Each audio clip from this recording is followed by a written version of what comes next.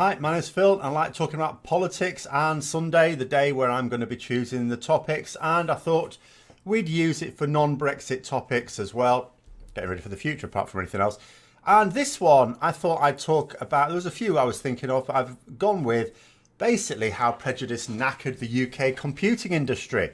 Now, you wouldn't think so now, but the UK was actually at the forefront of computer development for really, you could argue, well over a century before we pissed it all away. In terms of modern computing, I was introduced to the Manchester baby while studying at the University of Manchester in northwest England. If you go to, or I assume it would still be there. It's a model rather than the original. But certainly when I was there in the 1990s, when you went into the maths tower, at the bottom of it, was really the computing department, as you expect. A model of the Manchester baby, which was basically the world's first electronic computer with a stored program. It wasn't built as a computer to carry out a particular task as such. It was there to test out principles. And it was used to test the first true form of random access memory, RAM. It demonstrated the principles from which modern computers are now derived. And you could argue the culmination of the work of Charles Babbage at the early part of the 19th century. Now, the work was very much driven by the government. At the time, they were fully seized of the benefits of technology, and in particular, computer-based analyses and calculations. The most famous person to be working on the project was none other than Dr. Alan Turing, of course, the mathematical genius who worked at Bletchley Park during the Second World War on code breaking. So impressed, in fact, was Churchill with what they were doing when he visited the place. When he came out, he reportedly said to his people, give them whatever they ask for. So as the post-war years went by, computers became more and more powerful and useful to businesses. So at this point, they were going to be driving industry. But the odd thing today, or that would seem odd today, was that the vast majority of the people who were producing these programs were actually women. Computer programmers at the time were women, almost exclusively.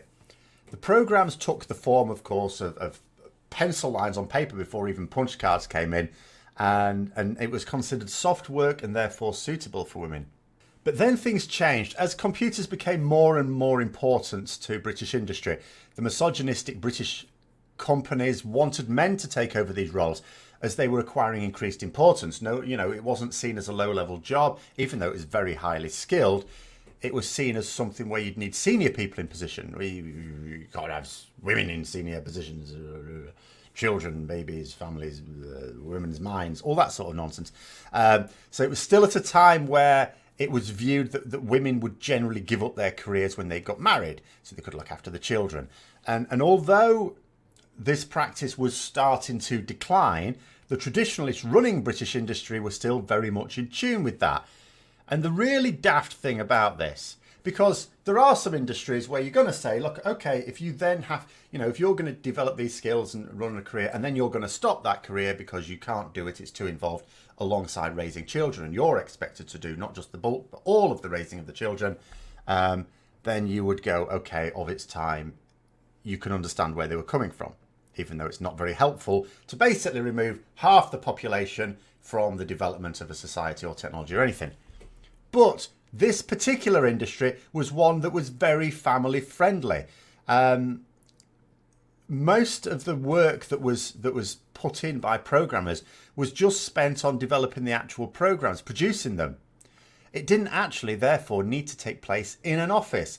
In fact, one former programmer, whose name is Stephanie Shirley, now Dame Stephanie Shirley, Dame being like the female equivalent of a knight, decided to make her own freelance company, and she employed programmers on a very family-friendly basis.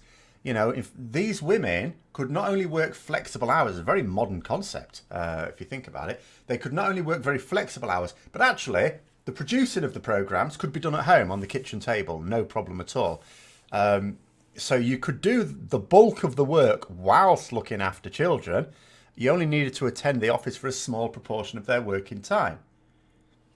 But, the as I say, the attitude was we can't have women in these senior technical positions. So they were effectively forced out. And although you had this one company, this shining beacon in the computing industry, this independent software company, most women just left the profession. Even though it's not like they were being replaced by men. So now, what happened very, very suddenly, you had an increasing reliance on computers in industry, but all of a sudden, there was a shortage of programmers, because there weren't that many men doing it still. Now, the government still understood perfectly how important computation was going to become to the wealth of the nation, and so decided to act. The Ministry of Technology needed to guide that industry. Now, there is an interesting aside, the Ministry of Technology. From a time when the government understood the importance of technology so much that there was an entire ministry dedicated to it. We don't have one now. And this is mad. Are we less reliant on technology now? No, we are not. Why don't we have one? I suppose the closest would be the Ministry for Business, Energy and Industrial Strategy. But, you know, that's a competing set of priorities and it's not very technology driven, it has to be said. But even a couple of generations ago, we had an entire ministry laser focused on using technology to advance our society and economy. Anyway, this ministry had to act. But instead of identifying that there were plenty of programmers, but that they were all being driven away by the industry and taking steps to encourage the employment of more women back who had these skills, they took a different approach. And it wasn't, by the way, you think to yourself, so, well, did they encourage at least more men to train as programmers? No, they didn't. The issue at the time was, in today's terms, you would say we absolutely do that, even though we don't absolutely do that now. You would say that wouldn't really work as well because unemployment was not such a factor. This is skilled work, remember. Can't just get anyone to just train as a programmer. So at the time, you didn't really have unemployment amongst skilled people, technically skilled people like this. So there weren't enough men to go into those positions. So trying to encourage more men to have taken it up wouldn't have really worked because it's not like they were struggling for things to do. What you'd basically done was remove a huge number of people from the labour market. Absolute madness. So what they did, even though it had been shown that you could work around family commitments, it's not like they had any good reason to suggest, well, there are all these reasons why women can't really do it. They took the view that there was simply too few programmers and that was all there was to it, can't do anything about it. And so they'd have to work on that basis. So they decided that we needed to change the design of computers to centralise them. And hence the mainframe was born. They forced all of the decent British computer companies to merge into one. Obviously, a single company can work much more efficiently than several smaller ones because it can share resources more easily and, of course, more productively. Which is a strange thing to some people today because, you know, it's like government split up public services, public companies, into lots of smaller ones, trying to say that that's actually more efficient. And then everyone's surprised when it works much less efficiently, gives a crapper service and charges us more money for doing it. Baffling. I can't really work it out. But anyway, this one company was called International Computers Limited. Many of you will not have heard about it. It's not going at the moment. Although it did collapse in my lifetime, it didn't collapse almost immediately. But that's because, you know, of this idea of centralising ended up partially killing the industry.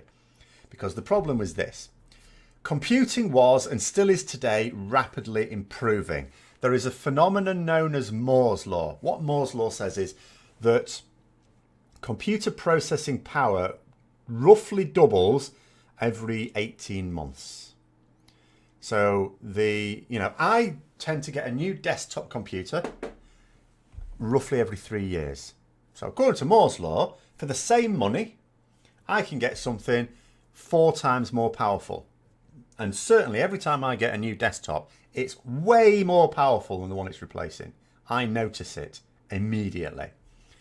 And this is not just a very recent phenomenon. This goes back, even before the 1960s and 70s, never mind at this time when they were starting to ease women out of it. So the problem was that by the time these mainframes, which were very advanced, were developed, built and delivered, they were out of date. So imagine if I put an order in for a new computer and it took a year to build. At the end of it, it's no longer worth what it was, because for the same money I could have got something better. It's a little old hat. So British companies weren't interested in buying them because they were a bit out of date. It's not that they were useless, it's just the technology that was better out there for the money. And all because the government basically failed to see the consequences of their prejudiced beliefs. You know, they just couldn't accept that actually there's loads of programmers in the country. Had they just encouraged to get women back into the field, then the outlook would have been very much different. But their blinkered views, and bear in mind this isn't just government but British industry as well, wasn't just limited to sexism. There was what I think is a final nail in the coffin that I experienced as a schoolboy in the 1980s. Now, after all, this was a time when more women were starting to have careers again. So you could argue maybe we'd have been able to reverse some of those issues of the past and get more programmers into the industry. We'd have lost a lot of ground as the giants of US computing were really starting to thrive in the 80s, but we'd have still been able to compete. So this is my experience. I'm also going to draw in the experience of a colleague of mine who's very much, you know, a real expert on technology and is significantly older than me. So he's actually experienced these things as a teacher, whereas I've experienced them as a pupil. So when I was at junior school, we were taught some basic programming. And I mean that literally. Basic was the language we used. At home, we had a computer. My dad had got a home computer. I ended up being the only one to use it. So it very quickly went from being in the lounge, where everyone could use it, to my bedroom, where I would use it because no one else used it. And I used to program on that as well. So I learned some programming. And when I went into comprehensive school for the first year, again, we were doing programming. We were learning programming. Then something changed. Now, I didn't really realise consciously that there was a change. We just didn't do it anymore. That's all I knew of it. But there was a decision made by government. Government still understanding the need for computers to improve our economy. Something that I keep harping on this because the last 10 years we haven't had a government that's understood this. Even like Gordon Brown sort of understood it. He acted very late. Bear in mind, he wanted to roll out broadband across the whole country. But of course, then he lost power and the Conservatives went, nah. But the government at the time understood the importance of computers to industry. So they asked industry. Now, I'm not going to necessarily blame the government for this. I'm going to blame industry.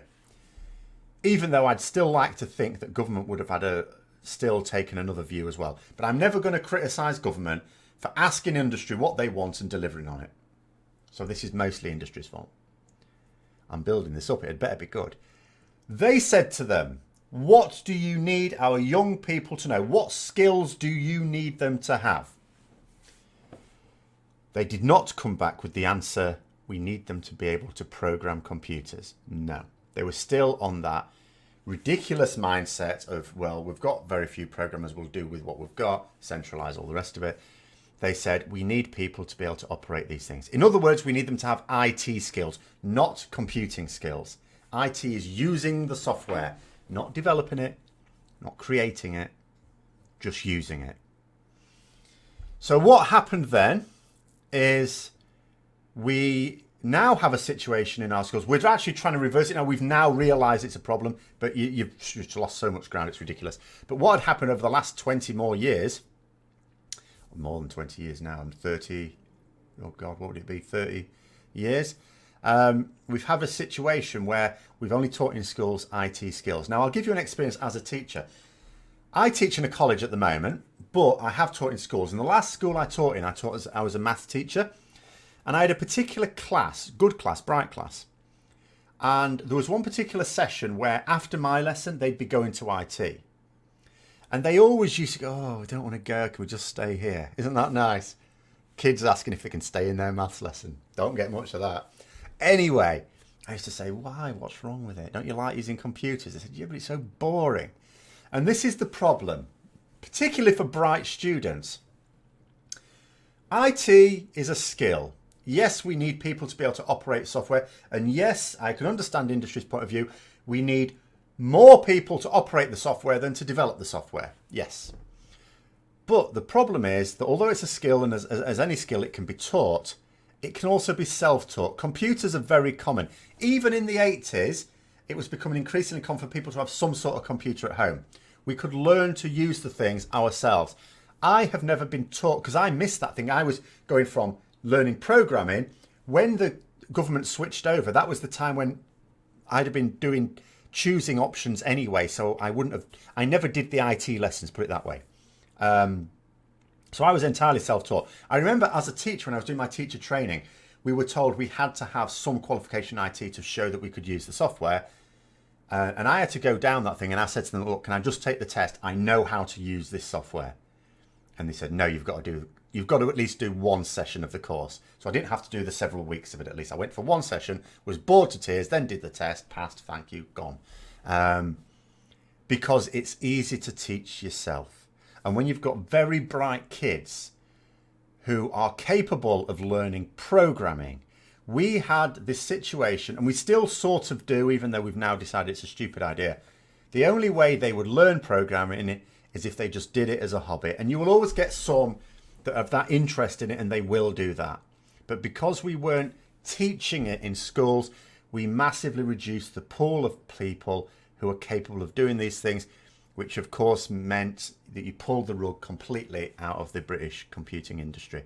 And it's basically now dead. That's not to say you don't have any, tech entrepreneurs, coming out, or good programmers coming out of this country, but it's such a small number that it cannot actually sustain a British computing industry. And of course, America took off. And where would you go if you're a brilliant programmer in Britain these days? Inevitably, California. Okay. So it's not even like we can build it back up. We have recently, the government has recently realised its folly after a good long time, after it should have been bleeding obvious decades ago, and are now trying to increase, the teaching of programming schools. But the problem is, you can see it coming a mile away, can't you? The problem is the previous generation hasn't been taught this. Where are you going to get the teachers from? Primary schools cannot expect to have a teacher that understands programming. They're too small. So it's not really going to happen there. You'll get something like a Raspberry Pi or something like that, and get some teachers to try and learn quickly some things they can teach to it, but it's going to be piss poor. Then they get to comprehensive schools. So we've already lost some time now. And even comprehensive schools, even though you've got IT teachers, that may be all they are. In theory, they may have a computer science degree. It may not be a great one. Some schools will be better off than others from that point of view. So you can easily get to a situation, and this is the problem we've had for over a generation now, where if you want to learn computer programming formally, you'll have had to have taught yourself a fair amount. The first time you'll get to do it is when you're 16 years old. That'll be the first time you'll have any formal education in computer programming. And even then, you may have to go to specialised colleges or a college for it rather than your own school or something like that. And how short-sighted. And you see the same thing happening even now. We still have, in this country, in the UK, we still have a desperate shortage of engineers of all kinds.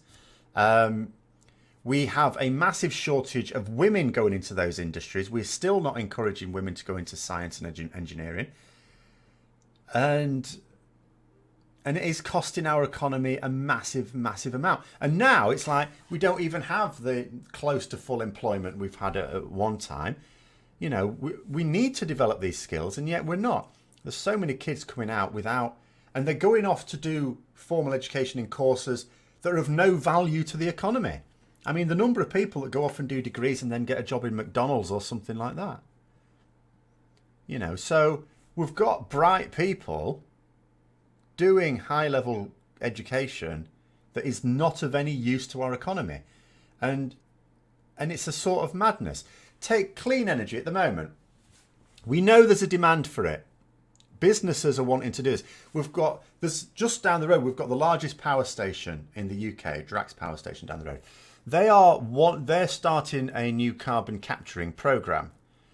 So industry is, and this isn't the government telling them to do it. They're just doing this because industry understands. Politicians understand, but their backers, their wealthy backers, don't want them to understand, so they pretend otherwise. They understand climate change is a serious issue and getting close to the point where we're really in trouble and we can't reverse it. So they're doing what they can. But the government is not taking a lead on developing this technology. If the British government took a real lead, not said so, took a real lead and properly developed clean technology, encouraged the development of clean technology in this country, we could actually become a world leader in something that is going to be super important over the next century. But we're still not doing it. And don't ever believe the government. If they say, oh yes, this, because they do, they'll say, oh, it is terribly important. And yes, we should be, and we're going to do some work on guiding industry towards this. No, they're not. And as I've already noted in this video, you can all instantly tell what a government feels is important by looking at their list of ministries. Ministries aren't set in stone. They may be contained within stone buildings. The government decides what ministries there should be. The Prime Minister can chop and change ministries as he or she sees fit. Until we get a Ministry for Technology again, the government of this country is not taking technology seriously. Because if it did, it would instantly set up a ministry for it.